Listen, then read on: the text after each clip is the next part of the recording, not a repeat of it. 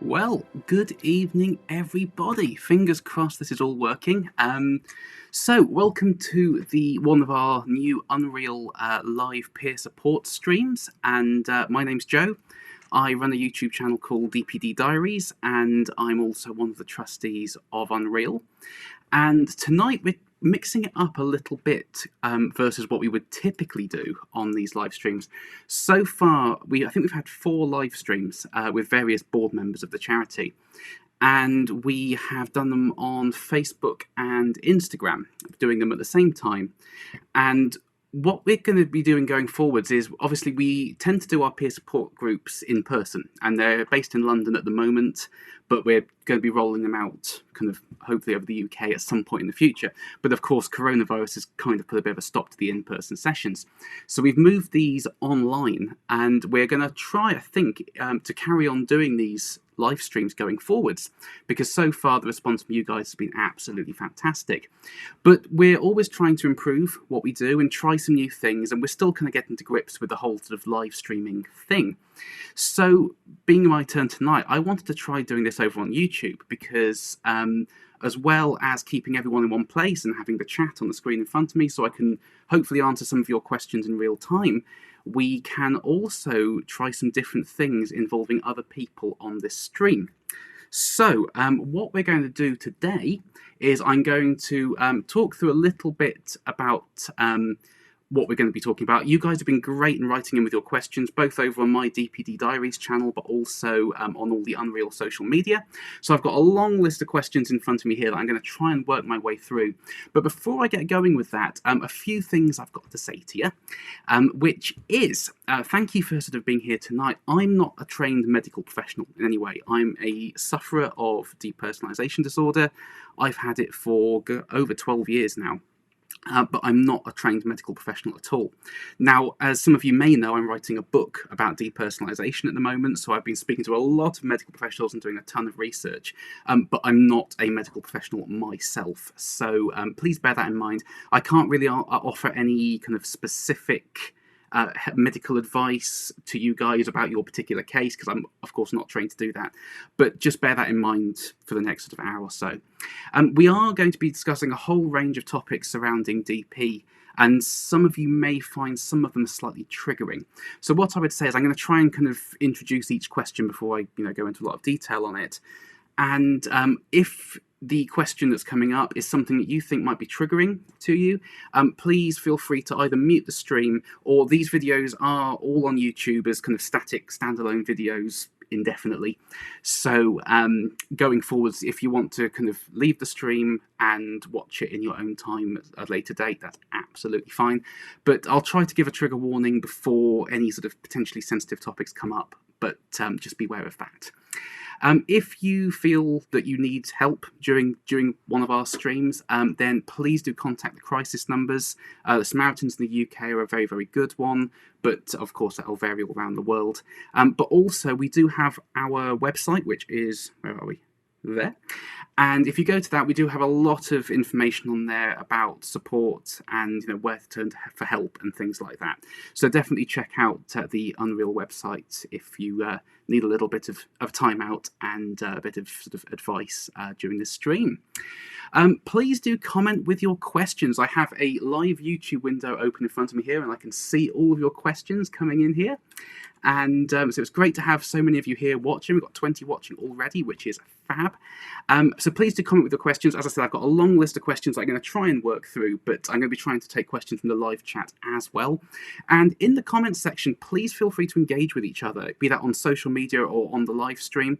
But let's try to keep it positive and kind for everybody. This is a sort of safe, supportive environment for DP sufferers. And yeah, it's kind of counterproductive if there's any sort of negativity going on. So let's try to keep the comment section as positive as possible. Now, a little bit about the Unreal charity. Again, before I get going, I'll get to the questions very, very shortly. We're a mental health charity. We were officially established at the end of 2019. And our primary aim is campaigning for a greater awareness around depersonalisation disorder. We kind of don't just reach out to people who are sufferers of DP, people with lived experience as well, and that includes carers, family, friends, anyone who is affected by depersonalisation disorder. We try our best to cater for. So we have lots of information on our website. We try to put up-to-date information on all our social media channels, which are down there.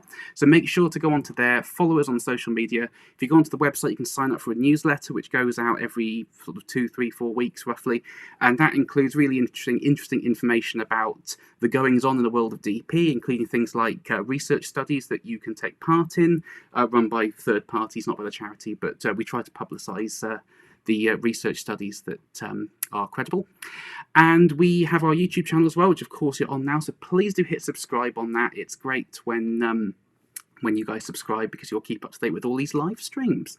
So we're a charity run entirely by volunteers, and we've got some absolutely fantastic board members, including many people of lived experience, sufferers, carers, and also a few clinical staff. So we've got kind of both sides of the equation covered there. So I think what I'm going to do now is get cracking on the questions, and we've got a few coming in on the live chat here already. Let's have a little look. Here's a good one. Do I tell my supervisor at work about it? I'm scared that she might think I'm unable to do my job properly. I think that would depend on what your job is to a certain extent. With certain jobs, we are able to kind of power through and, maybe adapt how we do things slightly. But if you're in a job which is quite high pressure, that can be very counterproductive for DP. It can make it worse if you work a particularly stressful job. If you're something like an airline pilot, for example, it's probably not the responsible thing to be doing, to be in charge of 400 people's lives, feeling like, using one of the most common metaphors, like we're drunk all the time. So I think it kind of depends on your job and also how much you're struggling with the job you're doing.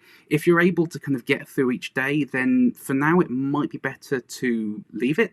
But if you think your supervisor might be able to support you, that would be great. So it might be worth a sort of gentle conversation if that's the case. They might be able to give you kinder shifts or give you more support at work or reassign a few roles here and there.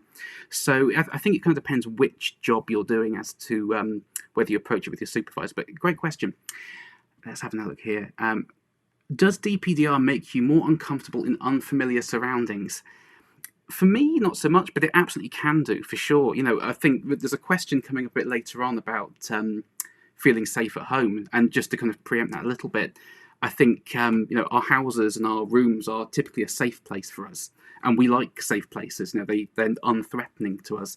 Whereas, I don't mean this in any sort of demeaning way. The big, scary outside world is uncertain. So yeah, I think definitely a lot of people do relate to going out, increasing their DP, and coming home to a safe environment as decreasing. I think that's pretty normal for a lot of people. So let's have a little look at some of the questions that are coming over social media then. Any books about DP that you would recommend? Aside from my book that's coming out soon, yes, there are a few. I think this is probably the most important one that you can be checking out. This is actually version 1. There is a revised edition that I think was released last year.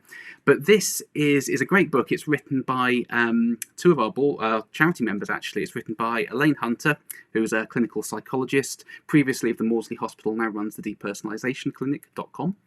And also Anthony David, Professor David. He's one of our ambassadors. He's a brilliant chap, done a lot of research into DP. He was the chap that founded the Maudsley DP Clinic 20-odd years ago when it was a research clinic. He was the chap that kind of set it all up. So this is a really, really good book. It's written by some incredibly credible people, and it gives a bit of sort of background about DP, what it is from a psychology point of view. But the main purpose of this book is it's kind of a sort of self-help CBT type thing. There is a kind of basic framework that DP clinicians and therapists will typically start with, at least when treating DP, and this book kind of covers a lot of that. So if you're wanting to find out more about it and maybe sort of go through a few CBT style techniques to see if they help you before pursuing an in-person appointment with a specialist, this is a really, really great starting point. This is another one that's been great for me researching the book. This is written by a chap called Maurizio Sierra, and I think he was also previously at the Maudsley for a brief period of time.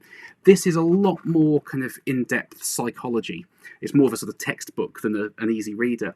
But again, if you want to really understand what the condition is and what it's believed to be, and lots of potential treatments and medications and things, this is a really great book to get your hands on. It is quite pricey, I think it's 30 odd quid or something, but it really, really is a good read. And the last one I wanted to recommend today is actually, it's not about DP specifically. So this one here is called Lost Connections by a journalist called Johan Hari. And it's all about depression, which of course can very much feed into depersonalisation in various shapes and forms.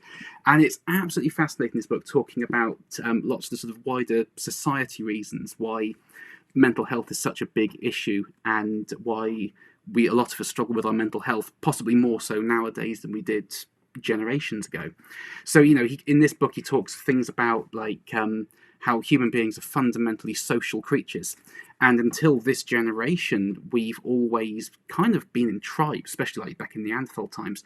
We had to be in tribes to survive, but we're the first generation to disband our tribes, and we kind of very much live lives on our phones as isolated individuals with headphones in, rather than seeking to form connections with other human beings. So, and again, that's about depression specifically rather than DP, but it can absolutely feed in, with he talks about some research in that book talking about how we are the loneliest society in human history. Now, there's also some research in there talking about how lonely people typically are about, I think their reaction times to perceiving threats is about half that of non-lonely individuals. So if you're constantly on red alert and full of anxiety, that could definitely feed into depersonalisation. So there's a lot of stuff in here that is relevant in a kind of roundabout way, but it is absolutely fascinating about depression. This is a very recommended read from my point of view. There are plenty of others out there, but those are the three that really come to my mind that I've been through and have been really, really useful for me. Let's have a little look at the live chat here. I'm currently reading Feeling Unreal by Daphne Simeon and Jeffrey Abigail. It's a good look at the condition both psychologically and biologically, and goes through the history of the condition. Yeah, that book's very highly recommended as well. Daphne Simeon is or kind of was one of the really leading figures in depersonalisation research. I think she's more in the treatment side of things nowadays rather than research, but she's written a lot of papers over the years about depersonalisation. And Jeff is a great DP advocate as well. So I haven't read it myself, but I've heard a lot of good things about that book. So the next question here, this is one from my DPD Diaries channel actually. Is your DPDR 24/7 still? Do you feel comfortable in your home rather than outside? I feel completely detached whenever I leave my house. And this is kind of going back to what I was saying a few minutes ago. Yes, my DP is 24/7 still. It kind of has been since day one. It came on and it's kind of got periodically worse, like a bit of a staircase over time. But I have it 24/7 chronically. It's always there for me. And to be honest, I don't really find going out to be too much of a sort of a bad influence on my DP. My DP just doesn't vary. It's pretty constant. It's kind of a DP mode rather than something that's at all transient. So I'm quite comfortable going out, staying home, whatever. I'm definitely an introvert, and I kind of like my own space a lot of the time. But in terms of leaving the house to go shopping or go for a walk or whatever, personally, I don't find that, but as I said before, a lot of people do find that can be pretty triggering for them. But that said, being outdoors, not necessarily in crowded spaces or anything, but being outdoors and getting some fresh air and getting some sunlight can be really, really beneficial to our mental health as well. Psychedelics and DP.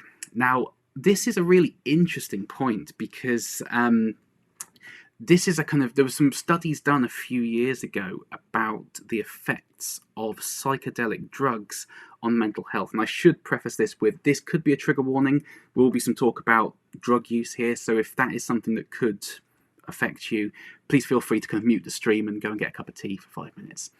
The research that was done, and I should really, really stress here, I'm absolutely not encouraging anybody to do this whatsoever. This is not an endorsement of anything, but it's some really interesting research that might be worth a read if it's something that is of interest to you. The research that was done is all about depression, again. And there was some trials done of treating people with chronic depression with a psychoactive chemical called psilocybin, which is the sort of active chemical in magic mushrooms. Psilocybin is to magic mushrooms kind of what THC is to cannabis. It's the chemical that affects you mentally. And there's a really, really fascinating documentary, actually, by a previous politician in the UK called Alistair Campbell. And he suffered with depression. Well, I think he still does. You know, it's been a long-term thing for him. And he put together this really good documentary last year about his battles with depression. And there's a really cool segment in that about studies involving psilocybin. And a lot of people found, even though it was temporary, in some instances, that the psilocybin really helped them with their depression, and it kind of almost went away. It was like a miracle drug up to the point where it came back. And I think the theory behind it is something similar, although completely different, but the theory is similar to like EMDR therapy as a trauma therapy, in that it kind of distracts your senses, but either chemically or through different stimuli, and helps you to kind of process difficult memories and difficult traumatic events from your past. And by doing that, these people had a real benefit.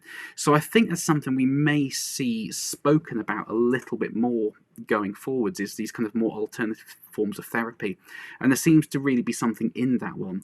So, I'm at the stage now where I've exhausted a lot of options. I've been through the Maudsley Hospital DP service. I've tried a lot of medications, lots of different sort of alternative therapies. And I'm kind of at the stage now where I'd be up for it. But as I kind of said at the start of the video, I'm absolutely not encouraging you to go and try and find that. And if I were to ever do it, it would very much be in a controlled environment. Like there were clinics over in Holland that kind of clinically treat mental health conditions using psychoactive drugs in a controlled environment under the supervision of health professionals. I'm definitely not suggesting you go out on street corners or anything like that. So it's an interesting topic for sure. I think it's largely been focused on depression in the studies, but it's definitely something to do reading on if you're interested in the psychology behind it. Let's have another little look at the live chat here. My partner suffers DPDR, how can I help her? This is a very common question that I get on DPD Diaries, and I've been really surprised since starting the channel how many partners have got in touch about relationships, not necessarily people who are actually suffering with it, but the partners. And it's a really positive sign to see that people are so committed to their relationships and they want to understand more. I think the first suggestion I would always have for partners is have a basic knowledge of what DP is. And in the same way that a sufferer can kind of relieve a lot of anxiety around DP just by kind of understanding what the psychology is, and just kind of grasping that it's not like a really bad brain disease, it is a protective reflex of the mind, is the official line. Just understanding that and how it can affect their partner is an absolutely massive thing. The other thing I'd really, really stress is communication is absolutely key.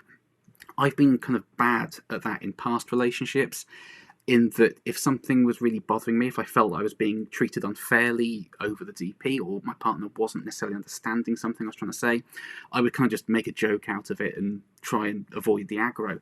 Whereas now in my current relationship, my partner and I are much more open with each other all the time. We're completely honest with each other about everything, and that helps so much.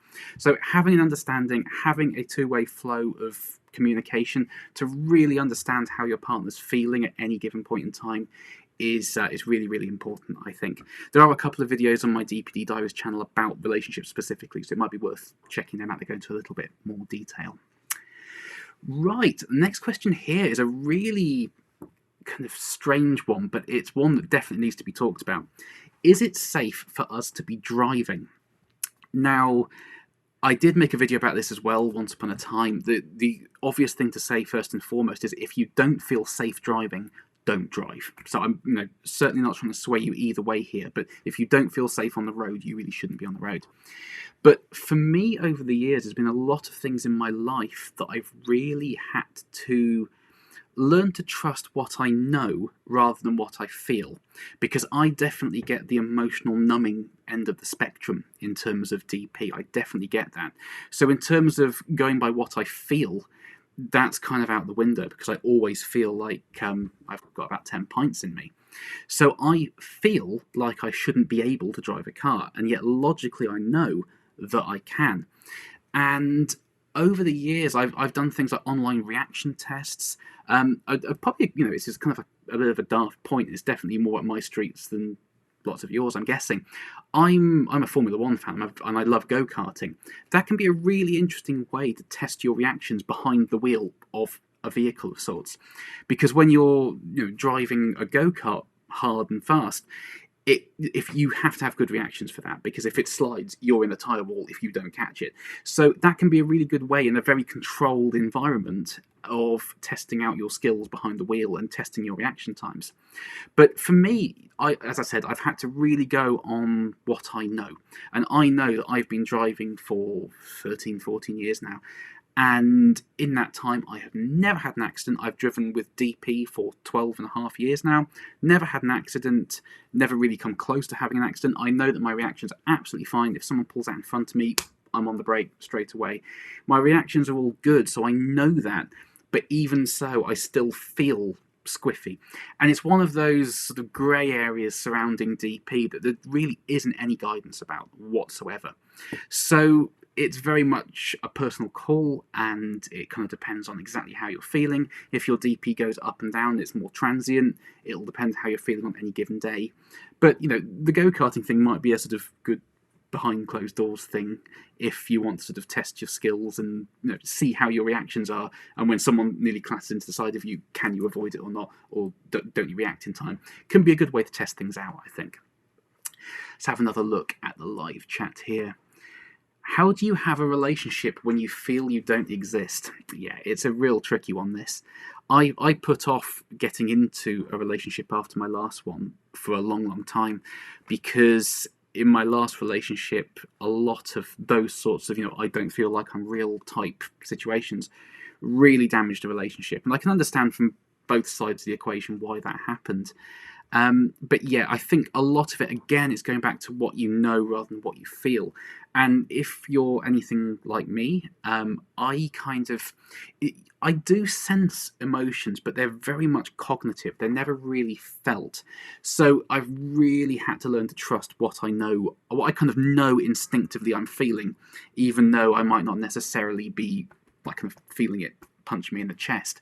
So it's a really tricky one. As I said before, if you are getting into a relationship, I'd be very open with your partner from the start about your condition. The fact that you're watching this stream now means you know about depersonalisation, which is more than so many people do. So that's a really positive thing. I would discuss it with your partner, be very, very honest about how it affects you and how it makes you feel, and then you can decide together whether to continue, but there needs to be a lot of kind of work and trust there in order to do that. It is a very, very tricky one, but I'm a firm believer that nobody should sort of turn something like that down, providing it's understood from both sides of the equations exactly what's going on.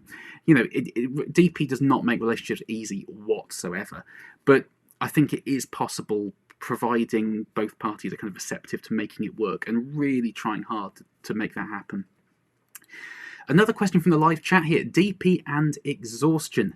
Yeah, I am very, very tired at this point in time, so I can absolutely relate to feeling exhausted with DP. The way I always describe it to people is even very basic tasks that are kind of second nature to a lot of people take me a lot of cognitive effort to focus on. So even getting out of bed in the morning, going downstairs and making some breakfast can be really, really tiring. Which, you try and explain that to someone and they think, they don't quite get it. But yeah, it absolutely can be. I think in terms of exhaustion, just daily tasks can really exhaust us. I think it's really important to know yourself and know your limits with that. And I've found, partly through trial and error, a lot of trial and error, and partly through kind of CBT type therapies, I can kind of predict when I might be having a bad day. So if I have a really busy day coming up, I always make sure to have a very quiet day and an early night beforehand. And then I make sure to leave my diary empty for a couple of days afterwards, because I know I will be probably in bed for half the day. So yeah, it's a tricky one. It takes a lot of managing, but yeah, it's very, very kind of normal to feel exhausted with depersonalisation for sure. Do you know of any medication that helps? Now, this is, again, kind of a bit of a tricky one because everybody is different. And through researching this book, the one thing I've really learnt is that when it comes to depersonalisation, be that a transient kind of symptom or a chronic 24/7 disorder, when it comes to what's causing it, what's keeping it going, treating it and recovering from it, it is completely individualised. So at places such as the Maudsley, for example, there is that basic framework there, but it tends to become quite individualised quite quickly because everybody's different. So if you have DP because of trauma, for example, a trauma therapy will be very, very good for you. Whereas if you have DP for depression, but there's no history of trauma, a trauma therapy won't really be relevant. So the therapies and things are very, very kind of bespoke to the individual. And that is very true of the medication thing as well. Now, when there's been studies into this, pretty much every study into medication that has ever been done has come back with no significant results, essentially. A few people might get a certain benefit from a certain medication, but there is no kind of magic pill for depersonalization. Now, the most common medication you will probably come across in terms of treating DP, which is the only combination of medications that's ever been shown to have any statistical success in treating DP, is the combination of an SSRI antidepressant and a drug called lamotrigine, which is, I think it was originally an epilepsy drug, but it's more commonly used nowadays as a mood stabilizer in the mental health services. Now, those two medications together have had some statistical success.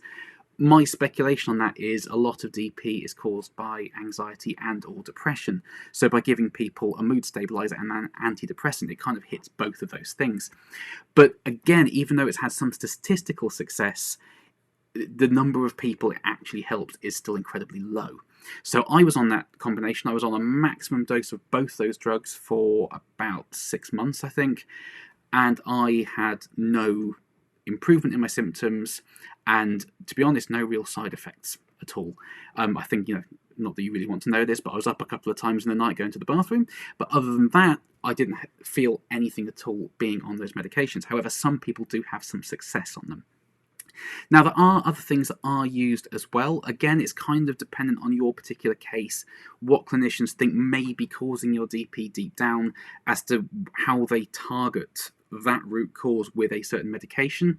So, different SSRIs are used. I was on Prozac for a while. Again, that didn't really have any effect on me. Benzos are used, but I think benzos are pretty addictive. So they're more a kind of, I'm having a really bad day and I need to kind of help myself, sort of pill in the pocket type thing, as opposed to a long-term thing. I was also on a drug for a while called naltrexone, which is most commonly used for opioid addicts and alcoholics who are trying to kind of withdraw from substances. And the very basic idea behind it, sort of a super oversimplified idea, is that the naltrexone kind of de-numbs you when you're on an opioid or alcohol. So the theory is that the naltrexone can kind of de-numb somebody with the emotional numbing aspect of depersonalization. And there have been some studies done into that did have a few people did get some benefit out of it, but statistically it was, it wasn't anything to really write home about. But that's actually quite an important point on medication as well, which is you do need to consider side effects of medications and weigh up the side effects as to the potential benefits and whether it's right for you. Naltrexone is a good example for me. Naltrexone is a medication that's metabolized by the liver. So when I was on the drug, and I was on a really high dose of the drug, I had to have a blood test every fortnight when I was on the drugs because it can badly affect your liver. So for the first couple of months, my liver tests were absolutely fine. And then all of a sudden, it shot up with something called ALT, which is a very specific thing that the liver gives out when it's getting damaged. And a week later I had a full liver screening and it had gone through the roof. So I had to come off that medication because it was absolutely kicking my liver. So it's important to kind of consider the possible side effects versus the potential benefits. As I said, there's nothing that's shown any real statistical success. And also when it comes to specific DP therapy, medications are typically very secondary to psychological therapy. Psychological therapy is the number one kind of treatment for DP. I mean, that can take lots of different forms. It could be CBT, trauma therapy, schema therapy. There's loads of different psychological therapies that have to be kind of specialised for your case. But there's no one therapy session fits all for an individual, really, and there's definitely no medication that kind of cures DP. So, yeah, you do need to be aware of the potential side effects, but some medications do have some success in some people, so it is worth discussing with a psychiatrist or a neurologist or someone. But for me, medication has never really helped. Right, let's have another little look at the live chat here. See what's going on. You're all chatting among yourselves, which is fantastic to see. There's a question here about RTMS therapy, and there's a question on my screen over there, which I'll come to shortly, so I'll leave that one for now. Should I go to a different psychiatrist if mine doesn't want to diagnose me? Tricky one. There's obviously a huge problem with a lack of awareness surrounding depersonalisation, which is why the charity exists first and foremost. The average diagnosis time here in the UK is between 7 and 12 years. And a very kind of key factor in the success of recovering from DP is early intervention. So it kind of stands to reason that if people are left undiagnosed for 12 years, it's much harder to treat at the end when people actually do start trying to properly treat it. Psychiatrists obviously know what they're talking about to a very large extent. It kind of depends on why they're not diagnosing you, whether it's because they have no idea about DP, you're very convinced it's what you've got, and they're completely dismissive, at which point I would say, yes, try and find someone who's less dismissive.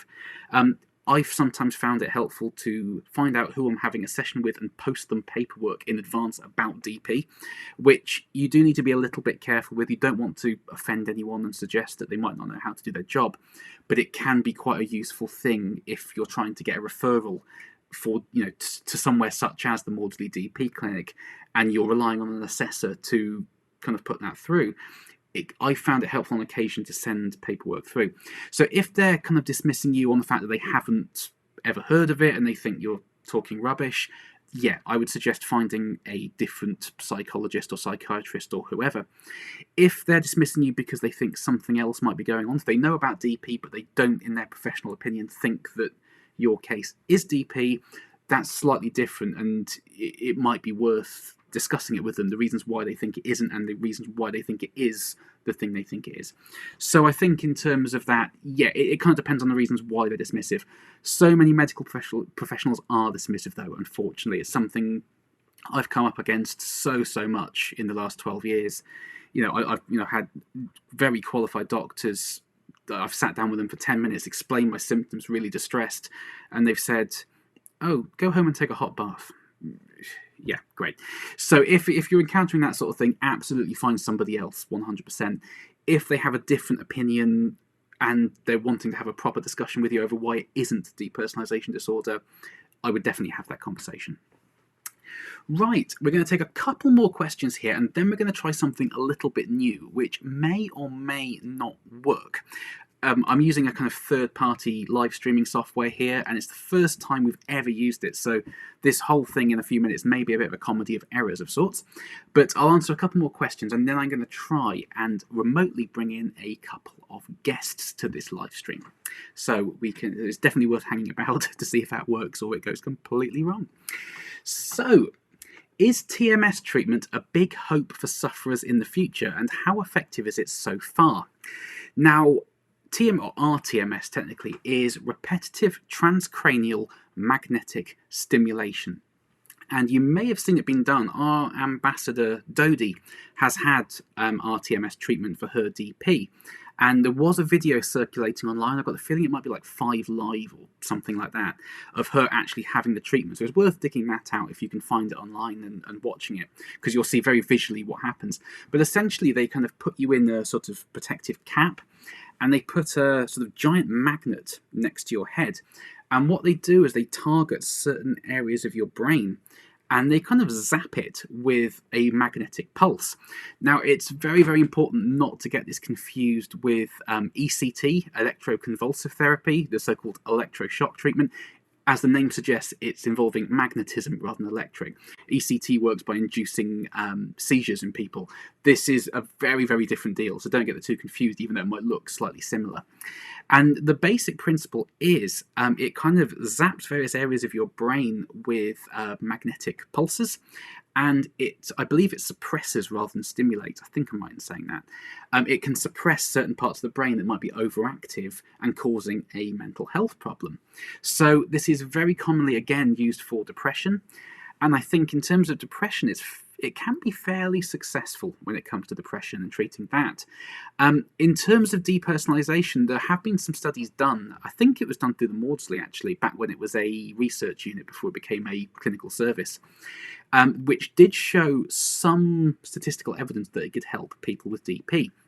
Now, getting TMS on the NHS is incredibly hard. Last time I looked, which was about a year ago, I think it was only 2 CCGs in the UK offered it on the NHS, and it definitely wasn't London, it certainly wasn't anywhere near where I live. I've got a feeling it was up north somewhere. So accessing TMS therapy on the NHS is very, very difficult, if not impossible.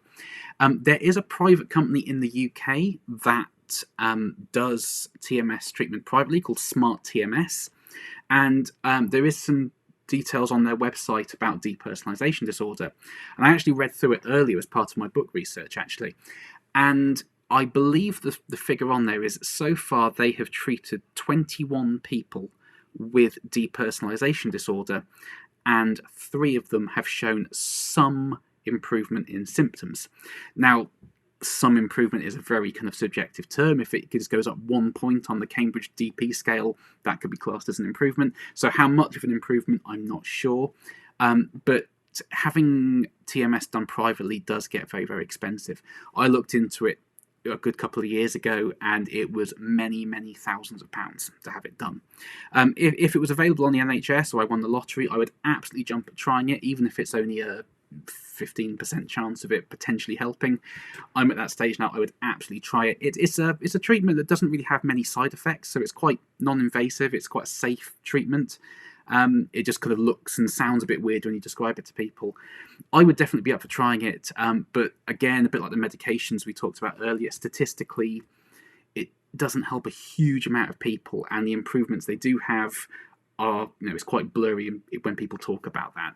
So, it's potentially a lifeline for some people, but especially if you're funding it privately, I don't have 10 grand sat in my back pocket to go and try it out, and pretty much nobody does.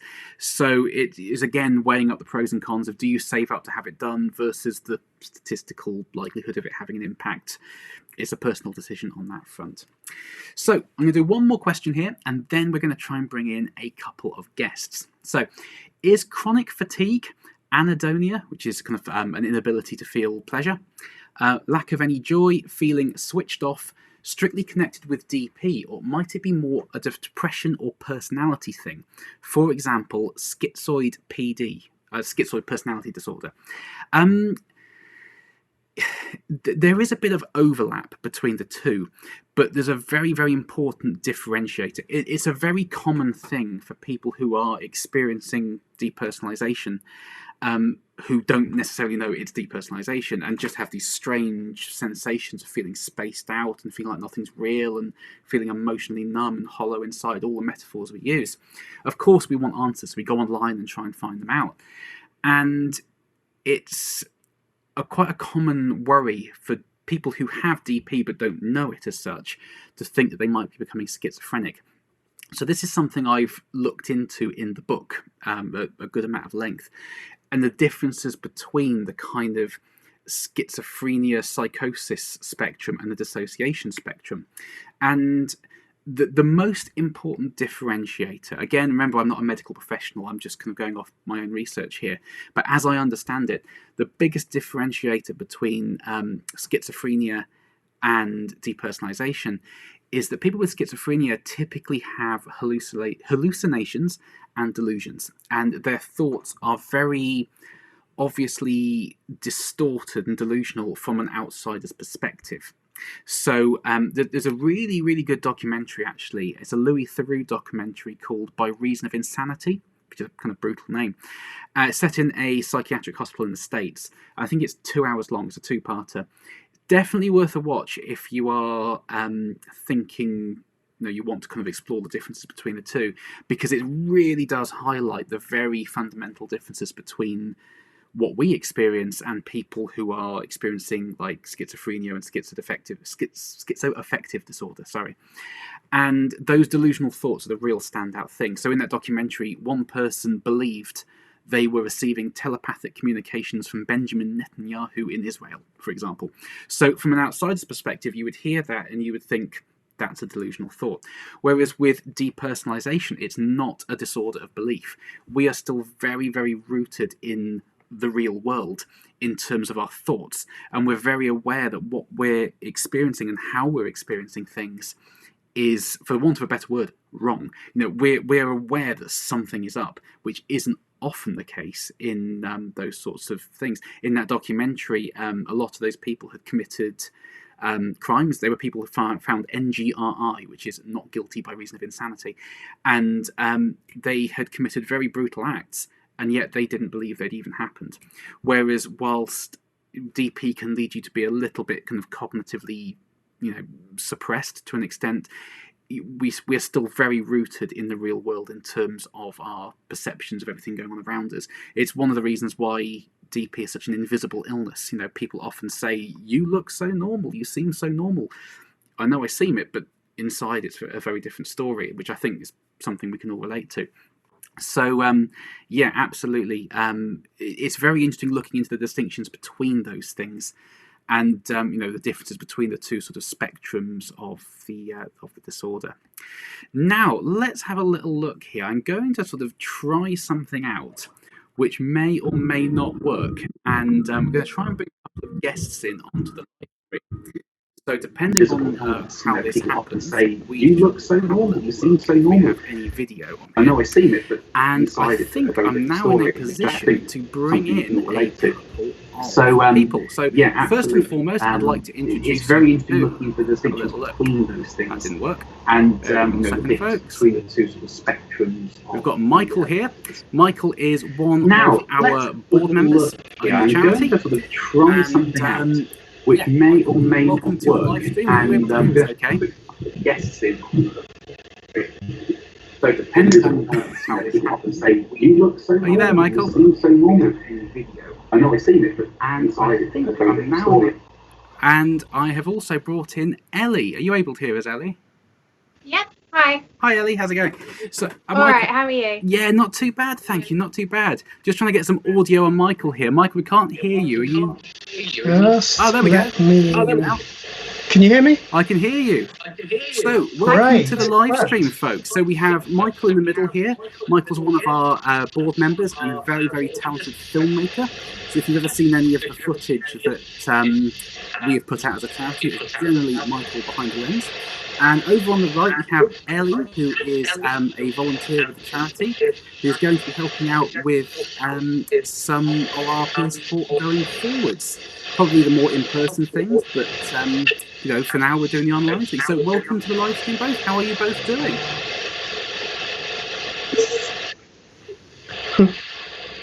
Is the audio working? How are you doing, Michael? Yeah, I can't hear you. That's the problem. Oh, you can't hear me? Can you hear me okay? I can hear you not too bad. Yeah, I can't hear Joe. Yeah, I can hear you, Ellie, as well, I think. Can you hear me? No. Joe, can you hear me? Yeah. I'll give you a thumbs up, okay. Michael. As I said, this will be a comedy of errors of sorts.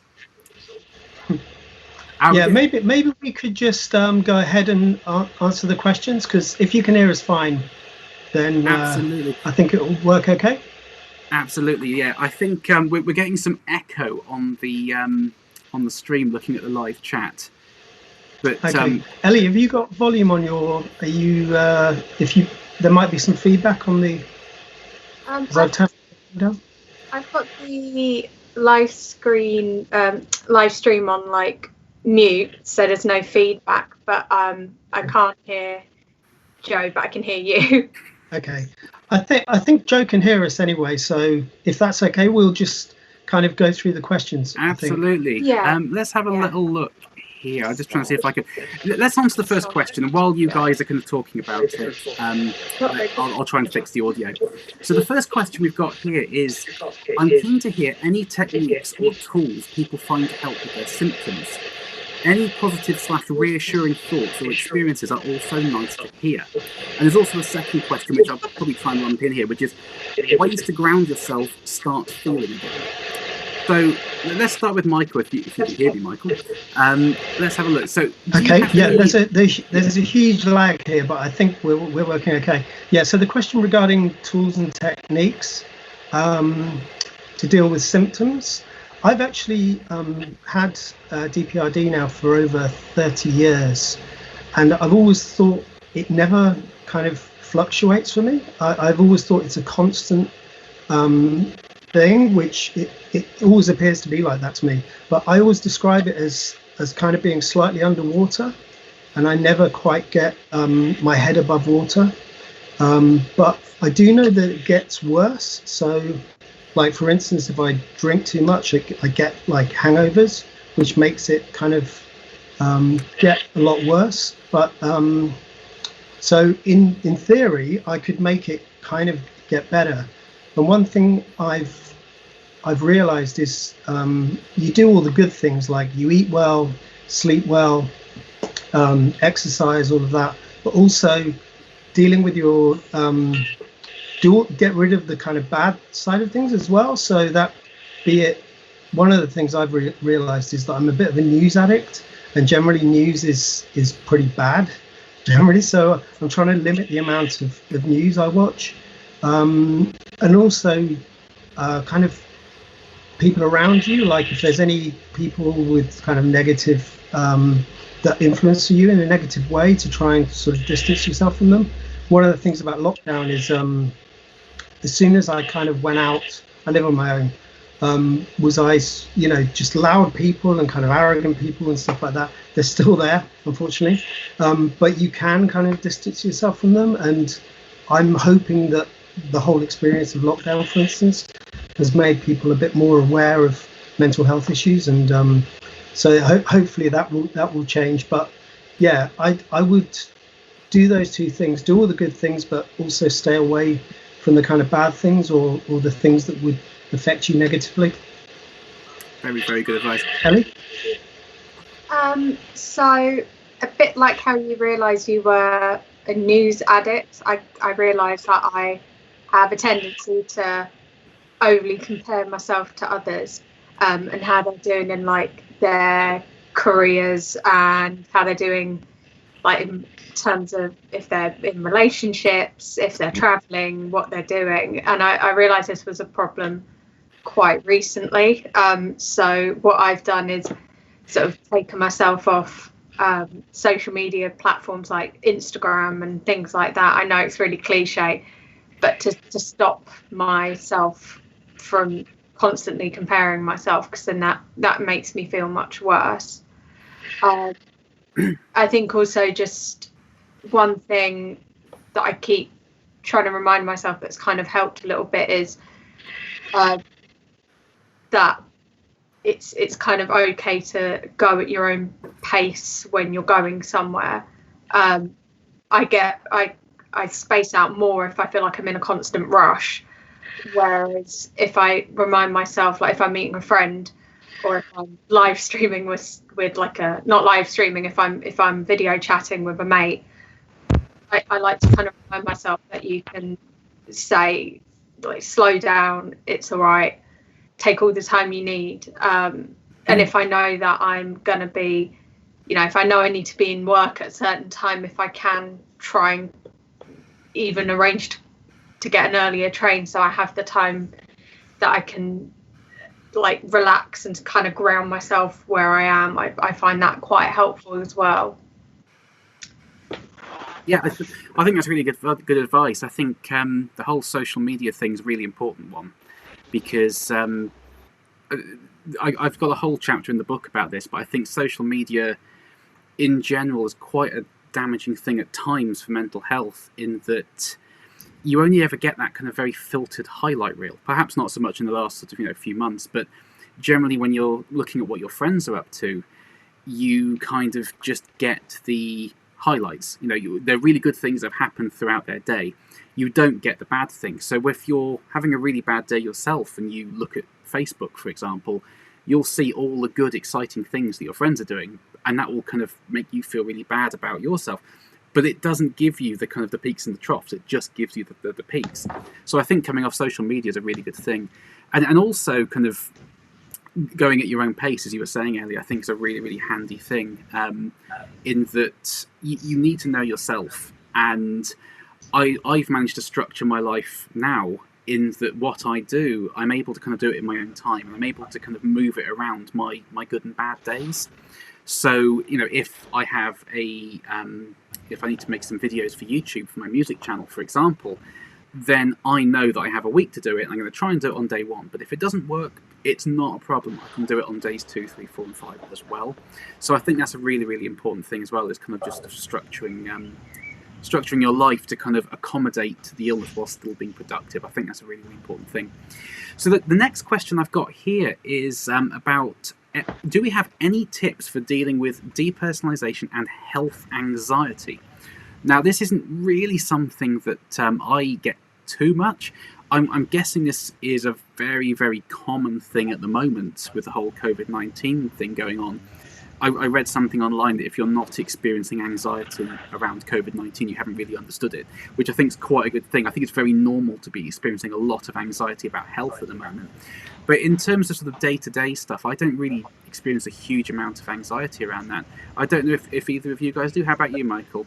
I don't know if you can hear me yet. No. Let's have a little look. See if I can point at him. See if that works.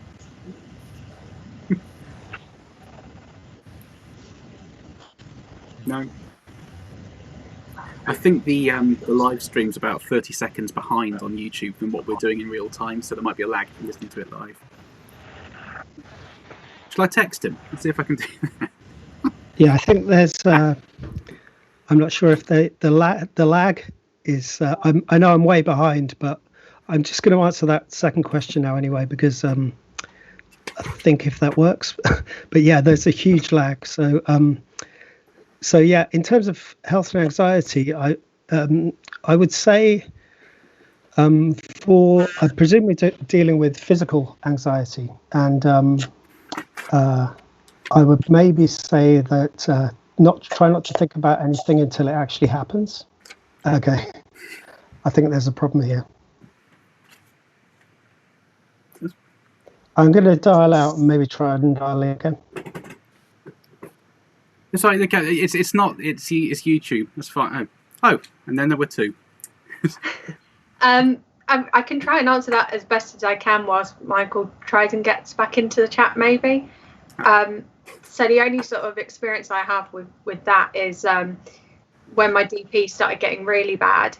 I was starting to experience seizures, which I'd never experienced before, and I didn't think the two were interlinked. So my DP would get worse if I'd had a seizure, but then the worse my DP was, the more likely I'd have a seizure. And then when I finally got some clarity on what was going on and the fact that the two were interlinked, that kind of reassured me. So the only thing I can suggest is to perhaps, if you can, seek some medical help. But aside from that, in terms of like health anxiety, I have a suggestion for someone who might be able to help with that. Is a journalist called Vicky Chandler.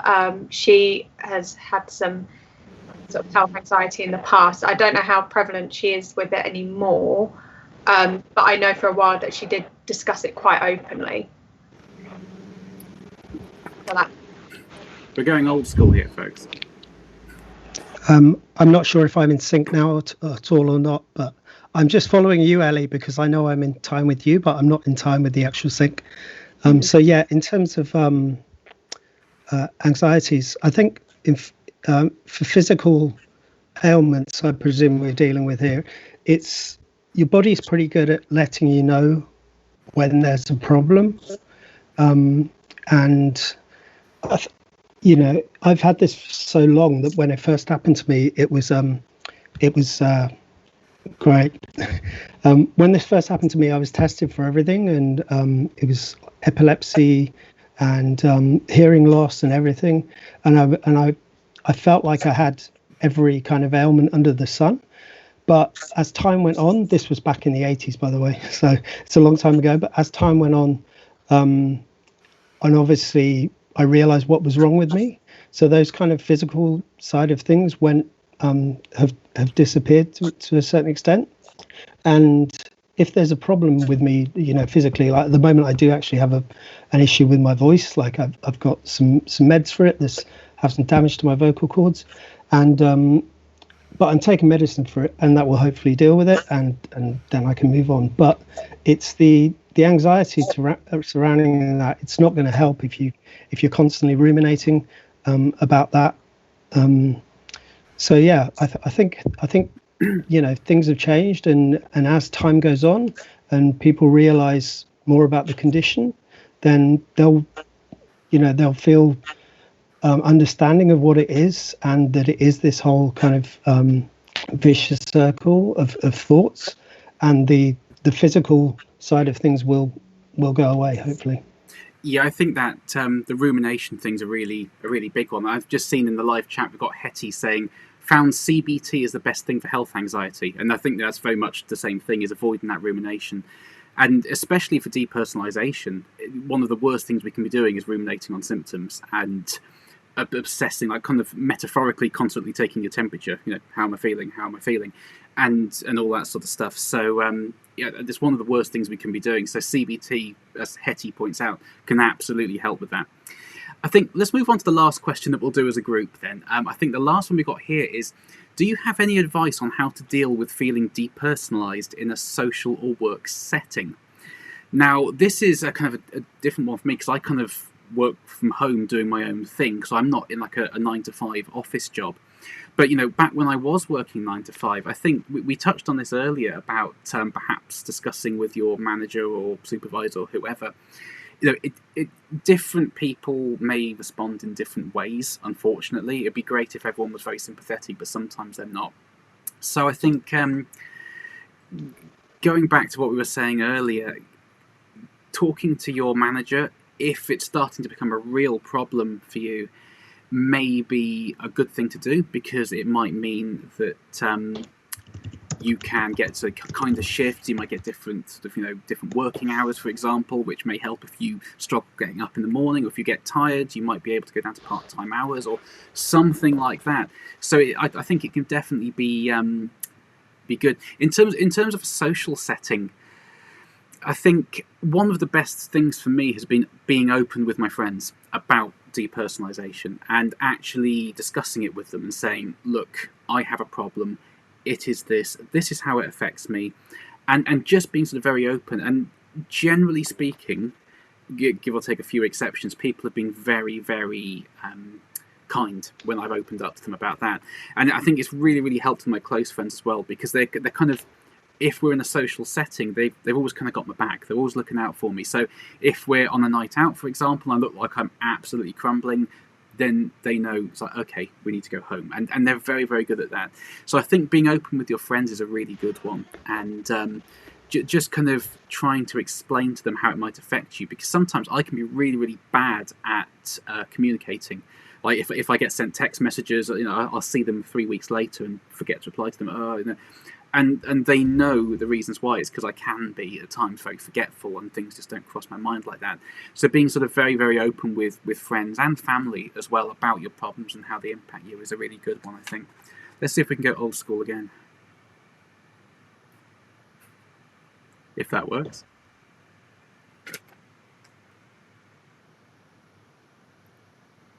Anyone there? Let's try take two. Hello? Oh. Yeah, I can barely hear you, Joe, but I'm just going off this. Sorry. But yeah, I think in terms of work, I've always worked. I've never had a problem with that. And I've worked in pretty much usually big corporate environments.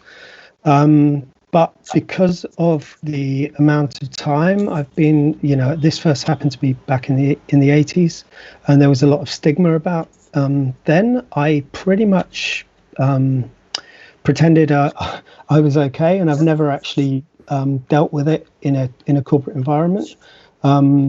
So I've always figured that as long as I can manage and I can do a job, I'll do that. And I kind of didn't want any, not special treatment, but just I didn't want to be treated any differently. And I think that could have been the case back then, that, especially with a kind of, if you start describing these weird sensations to people that aren't aware of that kind of thing, they might think, oh, what's he on about, But now, because things have changed, and a lot of companies, especially big companies, have greater awareness of mental health issues.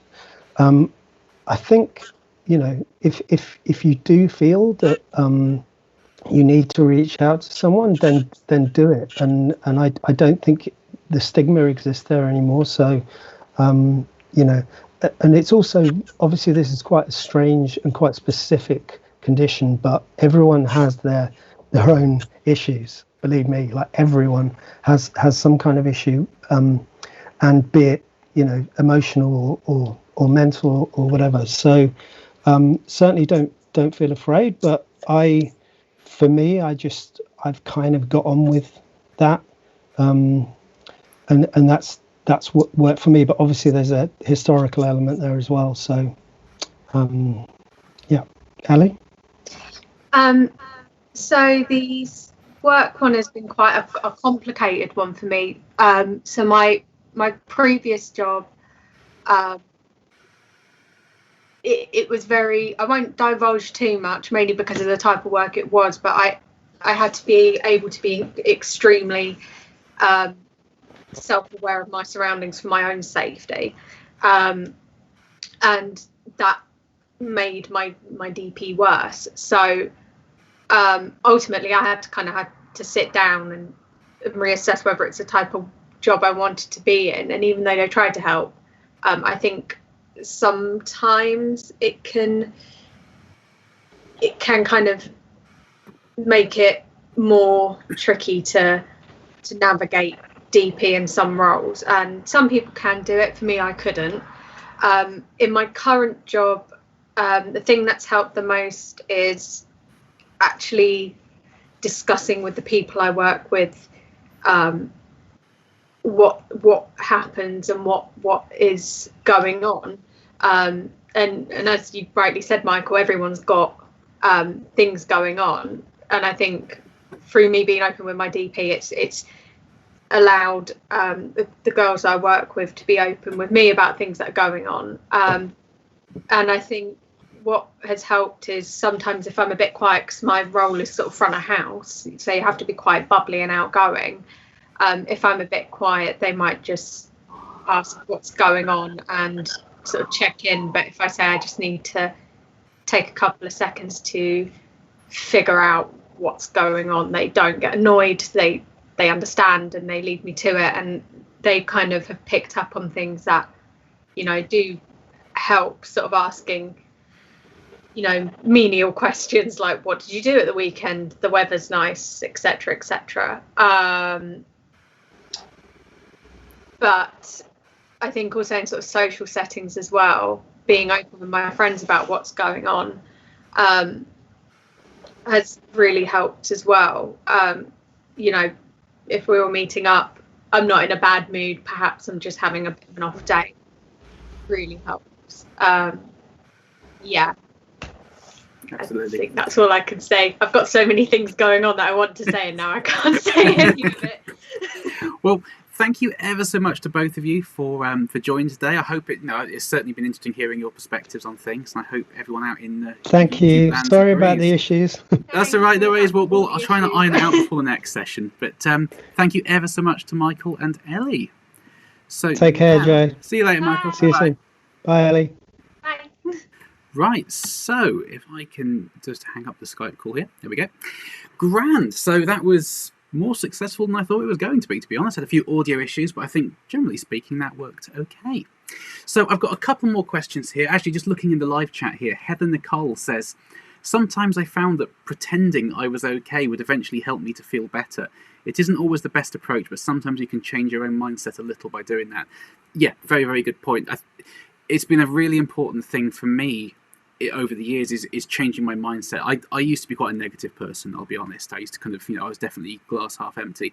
But nowadays, just trying hardest to sort of see the positives in situations and things is really, really important. And that's just really helped me. And yeah, sometimes kind of that whole sort of fake it till you make it type idea, it can work. Sometimes it won't. Everybody's an individual, obviously. But occasionally that can be a tactic that works for some people. Yeah, absolutely. A lot of nice things being said in the chat here, folks. Thank you ever so much for all your sort of interaction here. There's one here from Softlup who says BBC iPlayer currently has a lot of interesting mental health related documentaries at the moment.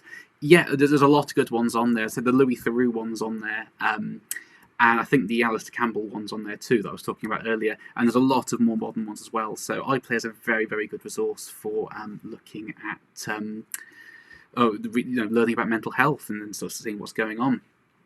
Now, I've got two last questions here, and I'll have a little scan through the live chat, and hopefully we can then possibly call it. So we can go, how long have we been going for now? I think this tells me, what's that, an hour and 10 minutes? Cool.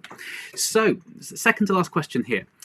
Do you have any memory problems / fears about your memory?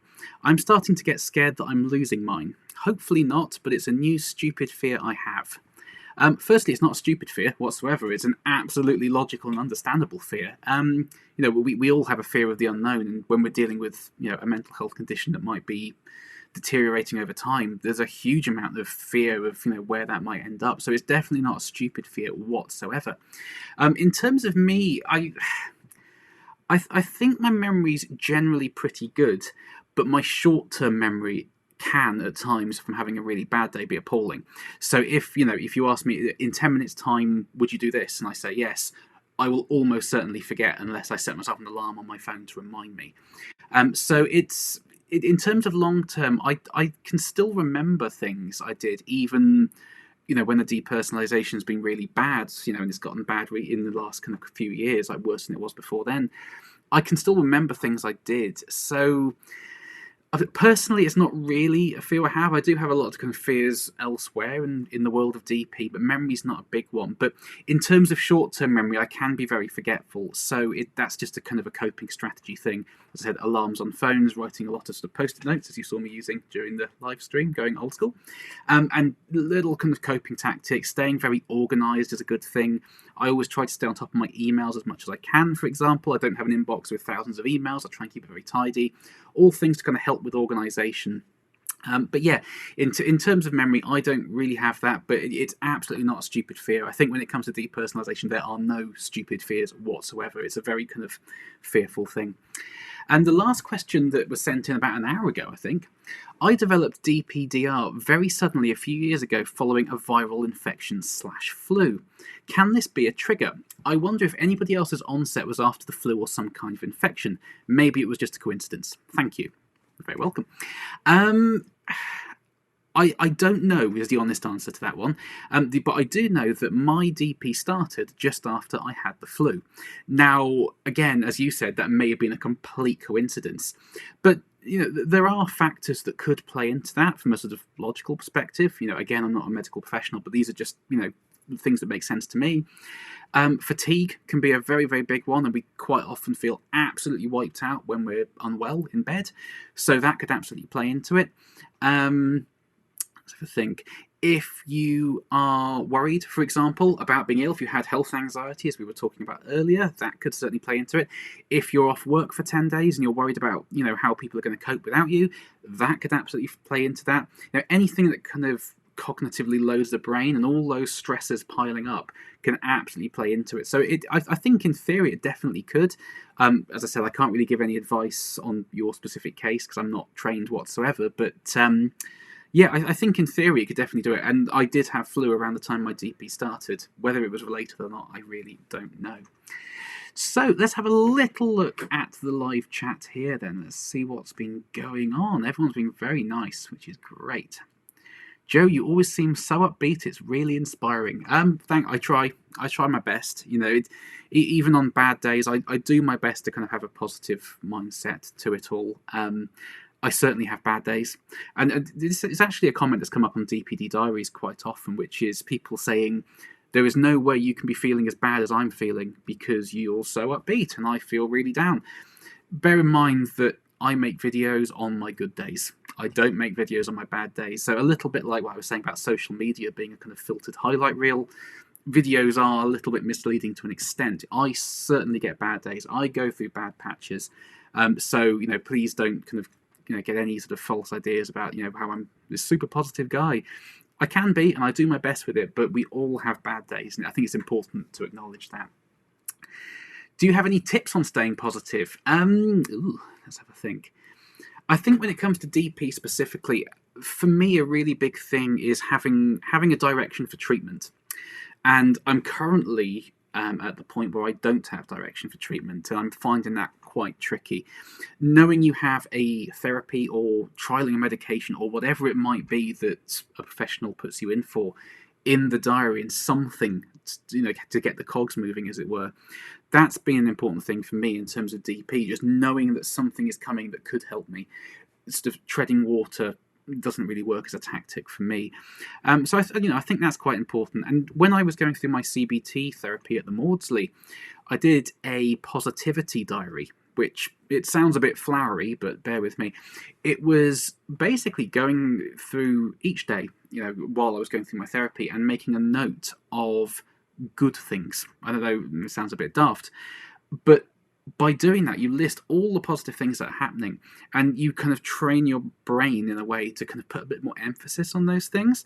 So instead of my reflection on a particular week being felt really bad on Tuesday, tried to do a video but couldn't do it, went out for a meal on Friday night but I felt really bad and had to come home. Instead of that, it was I made a video for a manufacturer and they really liked it. I went out for a really nice walk, and it's putting the spotlight on those kind of more positive things. That's been quite a an important thing for me. But yeah, it's difficult to stay positive at times. Absolutely, as I was saying, I'm certainly not perfect, but trying to stay positive, which is really tough. That is an important thing to be doing for sure. Let's have a look here. Can you please describe in a few sentences the difference between depersonalization and depersonalization disorder? Because some psychotherapists know DP only as a part of other dissociation problems. Yeah, absolutely. Depersonalization as a word refers to the kind of spacey feelings that we all describe, the kind of feeling emotionally numb, feeling like you're still dreaming in your sleep, feeling like you're not real. Derealization is the kind of the third person version of that, and most people get DP and DR together. Some don't, but generally they're comorbid. So that is depersonalization, derealization. Those two things, they are the symptom, the sensation, as it were. Depersonalization disorder is where depersonalization is the kind of the primary diagnosis, and it goes on for much longer. So when it's a symptom, it can be a symptom of, for example, anxiety. That is the most common, I think. So what you'll tend to find is you won't have any DP, then you feel really anxious and the DP comes on. Then when the anxiety reduces, the DP goes away again. And essentially, as I said at the start of this stream, it's a protective reflex. So it's your depersonalization is your brain trying to protect you from something. So in that instance, it's anxiety. So your brain doesn't want you to feel anxious. So by numbing your kind of sense of reality and emotions, it can help to kind of stop you suffering with that. Then when the anxiety goes away, it kind of all resets and the depersonalization goes away. With depersonalization disorder, it lasts for much longer periods of time. So as I said, I've had it solidly every day for 12 and a half years now. And it's pretty constant for me. People with chronic 24/7 DP can find it fluctuates, but it will kind of go between 50% and 100%. It won't ever go away. So where it's kind of ever present, the root causes of depersonalization disorder are generally much more a part of who we are rather than something that might be happening in the here and now, the transient depersonalization. So, depersonalization disorder can be linked in quite often emotional struggles during childhood. It can absolutely be linked to things like PTSD and other sort of lower kind of small t traumas. Things that are kind of ingrained, like negative self-beliefs is a really big one as well. And it's much more part of who we are. And it can take quite a bit of reprogramming in terms of therapy to kind of help slowly fade that out over a period of time. It's very rarely a kind of a sudden drop in symptoms and it all goes away. It's more sort of steady decline over time as we start to kind of get our head around the core reasons why it's happening. So that's the basic, in a few sentences, distinction between the two. Depersonalisation is the symptom, and it's quite often transient as a secondary symptom of something else. Depersonalisation disorder is a primary diagnosis, and it goes on for much longer periods of time. Let's have a little look. Let's take a couple more here. I just want to say that Joe has been doing this for so long now that he could defo be on a shopping channel. Well, I've always been kind of very rubbish at selling my own music, so I don't think I'll be that good on the shopping channel, but thank you for your kind words anyway. You should be a TV presenter. Yeah, probably not. We'll see. Let's have a little look here. Look for a paragraph from maybe Google that really describes your situation. Show it to them and they understand. I'm guessing that's referring to clinicians. What I would suggest when it comes to if you are providing clinicians with some sort of paperwork, rather than it being a paragraph from Google, I would probably go with something from like a medically recognised source. The British Medical Journal entry on depersonalisation disorder is a really, really good one because the BMJ is recognised the world over as being a very authoritative source. And that article is written by, I think, Dr. Hunter, Professor David, some sort of really big names. So generally sources from a medical sort of textbook type background will generally hold a little bit more water if you're presenting it to a medical professional than a printout from a forum, for example. But yeah, I would absolutely recommend taking things along, especially if it's like a doctor, like kind of a frontline doctor. I think they typically have very little mental health training, just especially in the UK. So it's absolutely relevant to kind of take along, I think I have this, who can you refer me to back this up? That's very important. Yeah, absolutely. And yes, and this Heather Nicole points out the BMJ article is on the Unreal website. So if you head to there, you can find that BMJ article. It's a great thing to take to doctors. So let's take a couple more things then, and then we shall call it. Hiya, Joe. Nice job you're doing, pal. Thank you ever so much, Leo. Good explanation, thanks. I will spread this. Yeah, absolutely. All the sort of, especially on the Unreal website, please post those articles around. They're very good, and obviously the more we can kind of post articles around and get the message out there, and be it videos or printed or websites, or whatever, is every little helps as we go. My therapist says that we will be going slowly to not overwhelm the system. Is this a good way, or do you think he is trying to get more money out of me? It's really hard to say. I can't. I'm not a medical professional, so I can't really sort of comment on that. It can take a long time, especially if you've had DPD for many, many years. It can take a good amount of time to kind of fade that out, and it can take a lot of digging on the part of the therapist to really drill into what might be keeping your depersonalisation going. So they might just be trying to manage your expectations. As I said, it's generally with long-term DP, it's kind of a slow fade out over time rather than a sudden, yep, you're cured. So they're possibly trying to manage your expectations on that front. It's difficult to know. I can't really comment on your particular case, but I just sort of monitor it, and I think you'll get a pretty good kind of indication as time goes on as to whether you think you're capable of more, in which case you can talk to them and say, I think we could be going faster with this, or if it's not working, whatever. So I think you'll just have to monitor the situation, but it's a very, very good point. Let's go for the last one here. Heather Nicole. We will be doing more. Oh, this is Heather from... I've just worked out who Heather Nicole is. Heather is... you will have seen Heather do... our first ever live stream on Facebook and Instagram. Heather's one of the founding members of Unreal. We will be doing more sessions like this, plus we are hoping to roll out some more online peer support sessions too. Please make sure you are signed up to the Unreal newsletter. Yeah, absolutely. As I said at the start of the stream, we send out a newsletter every few weeks. It's full of all kind of up-to-date information, studies that are going on, details of these peer support events and everything like that. So yeah, absolutely head over to the Unreal website and sign up for the newsletter and check out the socials as well. So I think we've been going for a good, hour and 20 now, so I think it's probably time to call it. Thank you ever so much to everybody for all your questions, be it over social media before this live stream or in the live chat. It's been great having everyone here. And as I was going to say at the start of the video, but I forgot. If there's any questions that you submitted that I haven't had a chance to get to, I haven't been watching the chat too closely, or any that I haven't answered properly enough, feel free to drop me an email. I think my address should be on the screen now, and I'll do my best to answer it in slightly better detail for you. But also, as I said, we're trialing new things with these live streams in terms of how we do it, what platform, be it YouTube or Facebook, Instagram, all that sort of stuff. And we are always trying to get better. So if you have any suggestions about things we're doing well, things we could do differently, suggestions of guests we could maybe bring in over Skype, please do drop me an email there, and I shall relay that to the board members of the charity.